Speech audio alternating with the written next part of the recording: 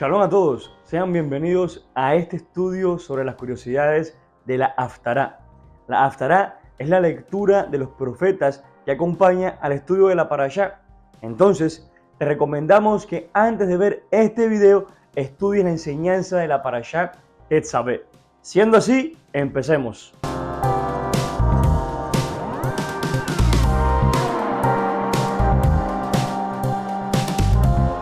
La Haftará de esta semana se encuentra en el libro de Ezequiel desde el capítulo 43, verso 10 hasta el verso 27. Esta porción de los profetas es demasiado interesante y llena de profecía para el fin de los tiempos, porque habla específicamente del templo de Ezequiel, lo que mayormente conocemos como la construcción del tercer templo de Jerusalén, esperado por muchos, unos anhelando la restauración del sistema sacrificial y que la presencia de Adonai llene ese lugar, y otros viendo reflejado en él el inicio de la profecía del reino del anticristo. Pero, ¿es realmente el templo de Ezequiel este templo que nos llena de incertidumbre? ¿Realmente el diseño de este templo narrado en este relato del profeta está describiendo el tercer templo de Jerusalén? Acompáñanos a estudiar estos versos. Antes de empezar con el primer verso de esta Haftará, es decir, el verso 10 del capítulo 43, tenemos que empezar a leer desde el verso 1 de este capítulo, pues el contexto que necesitamos para saber si este es o no el tercer templo de Jerusalén. Me llevó luego a la puerta que mira hacia el oriente, y he aquí la gloria del Elohim de Israel, que venía del oriente, y su sonido era como el sonido de muchas aguas, y la tierra resplandecía a causa de su gloria. Es impresionante cómo el profeta puede ver la gloria de Elohim. También es interesante que habla sobre la puerta de oriente.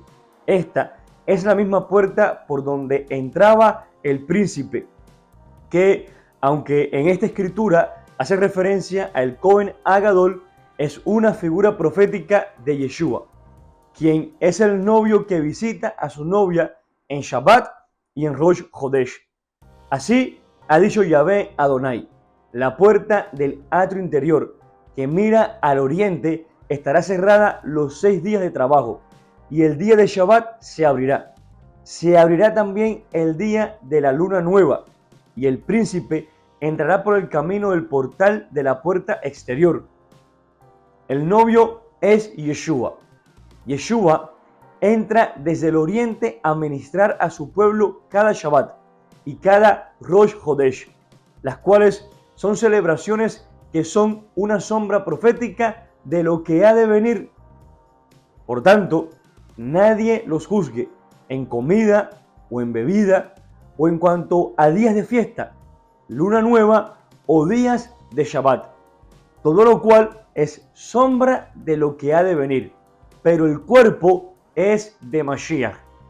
Que nadie los juzgue por practicar los mandamientos, pues estos revelan la sombra profética del que vendrá.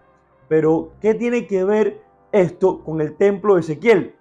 Tiene que ver todo, pues este templo no será un templo hecho con manos humanas, por varias razones. Sigamos leyendo el texto para poder comprender a profundidad. Y oí uno que me hablaba desde la casa, y un varón estaba junto a mí, y me dijo: hijo de hombre, este es el lugar de mi trono, el lugar donde posaré las plantas de mis pies, en el cual habitaré entre los hijos de Israel para siempre, y nunca más profanarán la casa de Israel mi santo nombre, ni ellos ni sus reyes, con sus fornicaciones, ni los cuerpos muertos de sus reyes en sus lugares altos. El varón que estaba hablando con el profeta hablaba en primera persona, como si él mismo fuera Elohim, pues afirma que ese sería el lugar de su trono.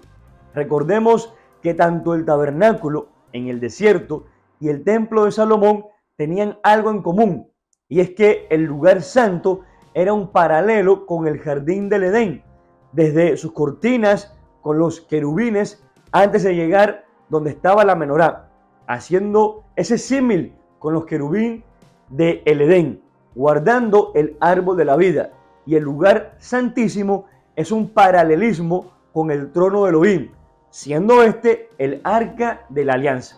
Ahora sí, entremos a los primeros versos de nuestra Haftará. En ellos, el profeta devela algo interesante, el propósito inicial de este lugar. Tú, hijo de hombre, muestra a la casa de Israel esta casa, y avergüéncese de sus pecados, y midan el diseño de ella. Y si se avergonzaren de todo lo que han hecho, hazles entender el diseño de la casa, su disposición, sus salidas y sus entradas, y todas sus formas, y todas sus descripciones, y todas sus configuraciones, y todas sus leyes, para que guarden toda su forma y todas sus reglas, y las pongan por obra. Ahora, el diseño de este templo es totalmente diferente al diseño que vio Moshe en el monte Sinaí, y al diseño que se le dio al rey Shlomo. La razón es que realmente Elohim lo que está manifestando es su deseo más profundo, habitar en medio de su pueblo. Y esto no se trata de un lugar físico de adoración, porque recordemos que el templo no era un lugar en donde nadie podía entrar a adorar, o por lo menos no como lo hacemos hoy en día, que vamos a cantar cánticos, danzar, alabar y aprender en un lugar de congregación, sino que el tabernáculo o el templo era un lugar en donde solo personas elegidas podían entrar, y que solamente una vez al año el Cohen Agadol podía entrar a lo más profundo para poder expiar los pecados del pueblo de Israel. Enseñanza que vimos a profundidad en el video sobre la fiesta de Yom Kippur. El verso 12 de este mismo relato nos deja ver el resplandor superior de este templo, ya que tanto en el tabernáculo, en el desierto, como en el templo de Salomón, solamente había un lugar establecido como sumamente santo. En cambio, aquí dice lo siguiente: esta es la ley de la casa, sobre la cumbre del templo, el recinto entero, todo en derredor será santísimo. He aquí que esta es la ley de la casa. Todo el lugar sería santo, incluso el monte donde se iba a establecer. Recordemos que ningún sacerdote ordinario podía entrar al lugar santísimo, solamente el sumo sacerdote. Entonces, ¿cómo haría cualquier Cohen para caminar por el derredor de este templo? Si las reglas son las mismas que el lugar santísimo del tabernáculo, simplemente morirían al caminar por ahí, por el resplandor de la gloria de Elohim. Recuerden lo que leímos en el verso 6 y 7 de este mismo capítulo, en el cual habitaré entre los hijos de Israel para siempre, y nunca más profanarán la casa de Israel mi santo nombre, ni ellos ni sus reyes, con sus fornicaciones, ni con los cuerpos muertos de sus reyes, en sus lugares altos. Esto es una profecía, amada familia. Esto es el mundo venidero. No hay forma de no profanar este lugar extremadamente santo si todavía hay fornicación entre los pueblos y si todavía los reyes mueren. El altar de sacrificio del templo era el lugar en el cual se ejecutaba el acercamiento de los hijos de Israel a su creador, por medio de korbanot, de acercamientos. Ahora, lo curioso es que cuando en el verso 16 de este capítulo habla del altar de acercamiento, no aparece la palabra que usualmente se usa para altar. Esta palabra es Mizbeach. Para entender esto a profundidad es necesario estudiar la palabra hebrea de la semana con el More Agel. Adelante, More.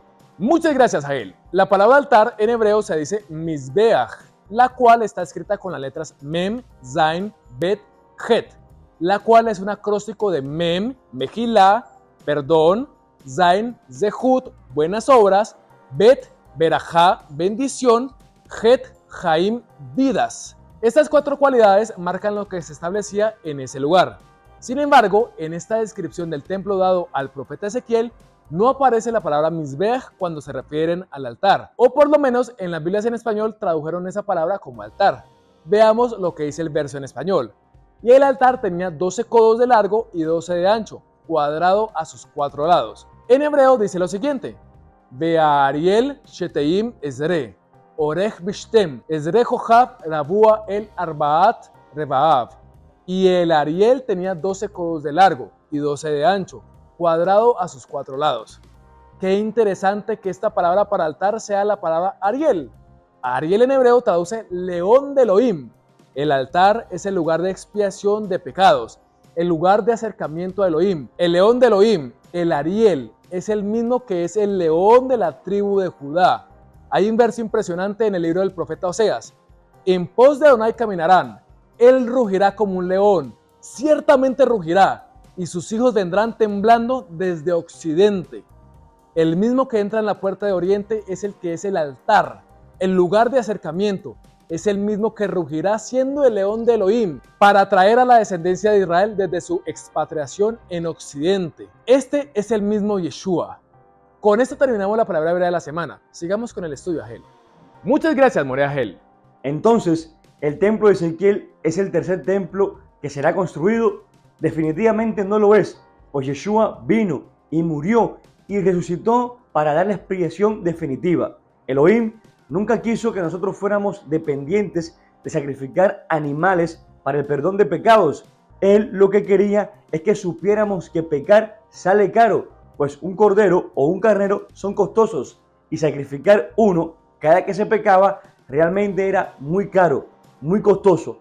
Pero el pueblo volteó todo esto y empezó a usar la herramienta de redención como un comodín para seguir pecando. Por esta razón, Elohim dice lo siguiente: ¿qué agrada más a Adonai? ¿Que se le ofrezcan holocaustos y sacrificios o que se obedezca lo que él dice? El obedecer vale más que el sacrificio y prestar atención más que la grasa de carneros. Yeshua es el sacrificio perfecto. Ya no es necesario sacrificar. Yeshua es el altar. Yeshua es el Ariel. Es complejo escuchar entre creyentes del Mesías que hay ciertos mandamientos que no se pueden cumplir porque no hay templo físico. Entonces, cabe hacer la pregunta: si hubiera templo físico, ¿sí podrían hacer esos mandamientos o esos sacrificios? Realmente hay que entender las palabras de Yeshua cuando expresó que el templo físico debía caer para que el verdadero corbán o sacrificio tomara control de la redención del pueblo de Israel. El templo que habla Ezequiel es Mashiach mismo. Si leemos en el libro de Revelaciones, cuando la Nueva Jerusalén descienda en su interior, no habrá templo. El Cordero de Elohim será su templo. A esto podemos sumarle el comentario de los sabios de Israel en el Talmud de Babilonia, en el Tratado Sukkah 41.1. Dice: el templo que se muestra en Ezequiel capítulo 43 vendrá de los cielos y su construcción será entre el 14 y el 15 del mes de Nisan. Esto es el mes de Aviv, justo en la celebración de Pesaj, en donde el Cordero que quita el pecado del mundo murió. En el comentario de Rashi sobre Shemot 15:17 dice lo siguiente: el santuario que establece Adonai viene de los cielos.